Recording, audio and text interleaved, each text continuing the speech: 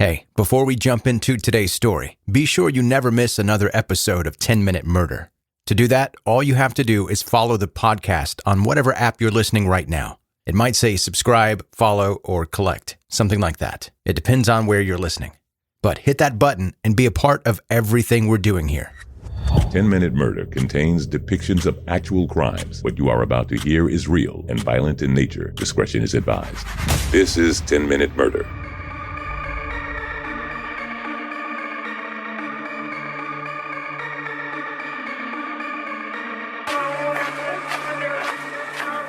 Welcome to 10-Minute Murder, the brief and bingeable true crime podcast. I'm Joe, the host, and thank you for being here. I need to let you know about something I'd like to start doing with this podcast. I get so many messages about different people and stories you'd like for me to talk about. A very large majority of those don't have verifiable information to do a whole episode on, but I'd still like to do it. You took the time to message me and let me know about it. I'd still like to talk about it. And I've been thinking about how to make that happen, and here's what I came up with. Periodically, I'm going to start doing an episode that's a collaboration of those submitted stories. But here's what I need you to do to make that happen. Send me an email, not a message on social media. In the email, tell me all the information you need me to know about the story and the resolution, if there is one. It can be as long or as short as you need it to be. If you and proper grammar aren't friends, maybe have someone take a glance at it first to correct it. Otherwise, when I read it on the podcast, you're going to make us both look like a couple of dummies that slept through English class. And I won't interject too much because it's your story to tell. I mean, some snark may slip out because of who I am as a person, but that's to be expected. So if you've sent me a message previously on social media and I haven't talked about that story, detail it and email it to me. I found that trying to read messages about possible stories from different places, all the different social media accounts, was taking forever. And I really want to be able to read and respond to every single one of you. Oh, and by the way, at the end of your email, include at least your first name or nickname, something that you're cool with me saying on the podcast. And by nickname, I mean something normal, like my name is Joe. Don't come at me with sincerely Chuckle Muffins, or whatever people call you. I need a normal name. Oh, and the email address. I guess that's an important detail to give you too. 10minutemurder@gmail.com.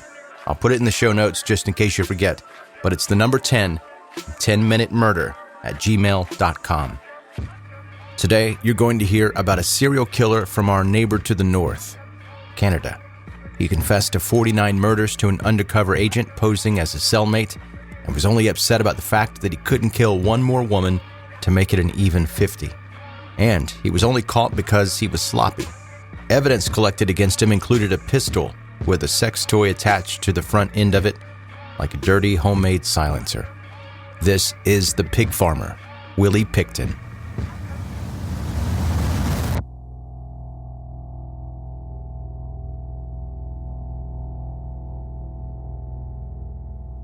Robert William Pickton, or Willy, as he was known, and his brother David owned a farm in Port Coquitlam, British Columbia, 17 miles east of Vancouver.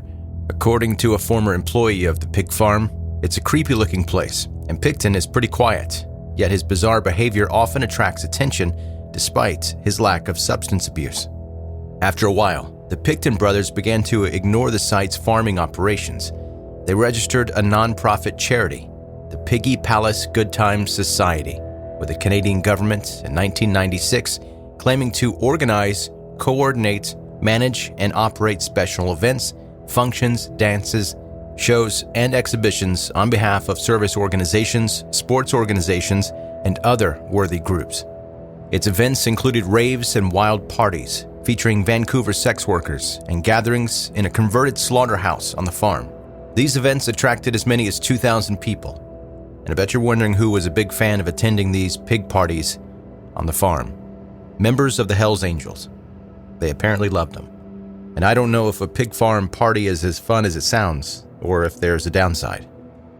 On March 23, 1997, Willy Pickton was charged with the attempted murder of a sex worker named Wendy Lynn Eistetter, whom he had stabbed several times during an altercation on the farm.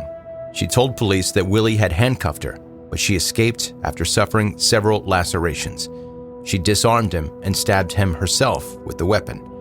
Picton sought treatment at Eagle Ridge Hospital, while Eistetter recovered at the nearest emergency room. He was released on $2,000 bond. The charge was dismissed in January 1998. Months later, the Pictons were sued by Port Coquitlam officials for violating zoning ordinances, neglecting the agriculture for which it had been zoned, and having altered a large farm building on the land for the purpose of holding dances, concerts, and other recreations. The Pictons ignored the legal pressure and held a 1998 New Year's Eve party, after which they were faced with an injunction banning future parties. The police were authorized to arrest and remove any person attending future events at the farm. The society's nonprofit status was removed the following year for inability to procure financial statements. It was subsequently disbanded.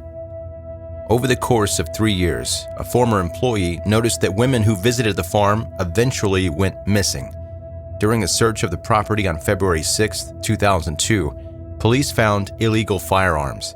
Willy and David Picton were arrested, and police obtained a second warrant using what they had seen on the property to search the farm as part of the BC Missing Women investigation.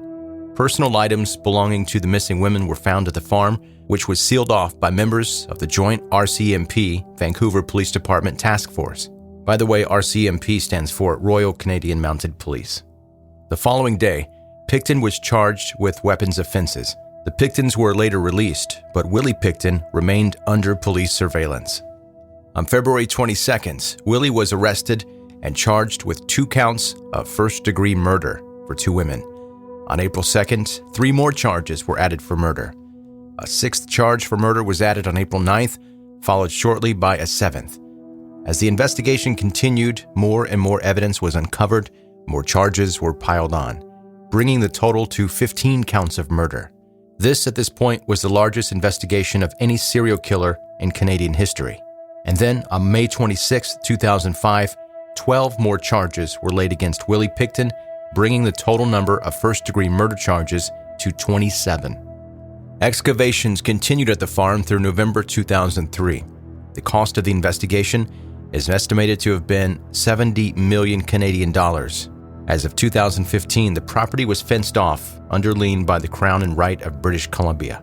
In the meantime, all the buildings on the property, except a small barn, had been demolished. I'll post photos of this for you to see, but just picture a huge, muddy, and messy pig farm, and you're probably right. Forensic analysis proved to be difficult because the bodies had been left to decompose or eaten by insects and pigs on the farm. During the early days of the excavations, forensic anthropologists brought in heavy equipment, including 2 50-foot flat conveyor belts and soil sifters to find traces of human remains. On March 10, 2004, the government revealed that Picton may have ground up human flesh and mixed it with pork that he sold to the public. The health authority later issued a warning. Another claim was made that he fed the bodies directly to the pigs. A preliminary inquiry was held in 2003, the testimony from which was covered by a publication ban until 2010. At the inquiry, the fact was revealed that Willy Picton had been charged with attempted murder in connection with the stabbing of the sex worker Wendy Eistetter in 1997. She testified that after Picton had driven her to the pig farm and had sex with her, he slapped a handcuff on her wrist and stabbed her in the stomach. She stabbed Picton in self-defense. Later, both she and Picton were treated at the same hospital, where staff used a key that was found in Picton's pocket to remove the handcuffs from her wrist. The attempted murder charge against Picton was stayed on January 27, 1998, because the woman had a drug addiction issue, and prosecutors believed that her testimony would be too unstable to help secure a conviction. However, the clothes and rubber boots Picton had been wearing that evening was seized by police and put into an RCMP storage locker, but it stayed there for 7 years. Not until 2004 did lab testing show that the DNA of 2 missing women was on the items seized from Picton in 1997. In 1999, Canadian police had received a tip that Picton had a freezer filled with human flesh on his farm. Although they interviewed Picton, who denied killing the missing women, because of course he did, he even told them they could search his farm, but police never conducted one. Willy Picton's trial began on January 30, 2006 in New Westminster. Picton pleaded not guilty to 27 charges of first-degree murder in the Supreme Court of British Columbia. On March 2nd, one of the 27 counts was rejected by Justice James Williams for lack of evidence. On March 9th, Justice Williams divided the charges, splitting them into one group of 6 counts and another group of 20 counts. The trial proceeded on the group of 6 counts. The remaining 20 counts could have been heard in a separate trial, but ultimately were stayed on August 4th, 2010. Because of the publication ban, full details of the decision were not publicly available, but the judge has explained that trying all 26 charges at once would be an unreasonable burden on the jury, as the trial could last up to 2 years. He said it would also have an increased chance for a mistrial. The judge added that the 6 counts he chose had materially different evidence from the other 20. When the trial began, the media ban was lifted and people for the first time heard what was found during the long investigation, including skulls cut in half with hands and feet stuffed inside, the remains of one victim found stuffed in a garbage bag, and her blood-stained clothing found in Picton's trailer, part of another victim's jawbone and teeth found beside Picton's slaughterhouse, and a .22 caliber revolver with an attached dildo containing both his and a victim's DNA. In a videotaped recording played for the jury, Willy Picton claimed to have attached the dildo to his weapon as a makeshift silencer. More evidence presented included night vision goggles, 2 pairs of fur-lined handcuffs, a syringe filled with 3 milliliters of blue liquid inside, and Spanish fly, an aphrodisiac. A videotape of Picton's friend, Scott Chubb, said Picton had told him a good way to kill a female heroin addict was to inject her with windshield washer fluid. A second tape was played in which an associate named Andrew Bellwood said Picton mentioned killing sex workers by handcuffing them, strangling them, and then bleeding and gutting them before feeding them to pigs. On December 9, 2007, the jury returned a verdict that Picton is not guilty on 6 counts of first-degree murder, but is guilty on 6 counts of second-degree murder. A second-degree murder conviction carries a punishment of a life sentence with no possibility of parole for a period between 10 and 25 years to be set by the trial judge. On December 11, 2007, after reading 18 victim impact statements, British Columbia Supreme Court Judge Justice James Williams sentenced Picton to life with no possibility of parole for 25 years, which is the maximum punishment for second-degree murder, and equal to the sentence which would have been imposed for a first-degree murder conviction.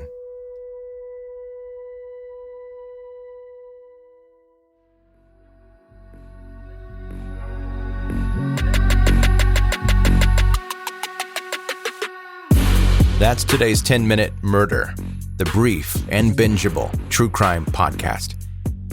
I live in the South where farms are pretty common, and I don't know if you've ever seen a pig farm or been by one, but I have, a couple of times, and it was a couple times too many.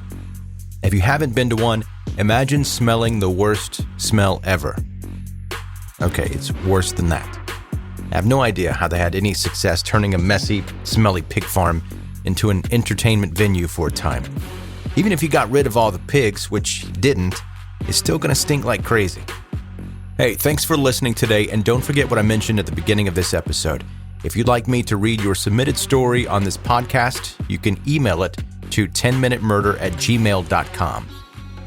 Thanks for listening to 10 Minute Murder. Have a good night.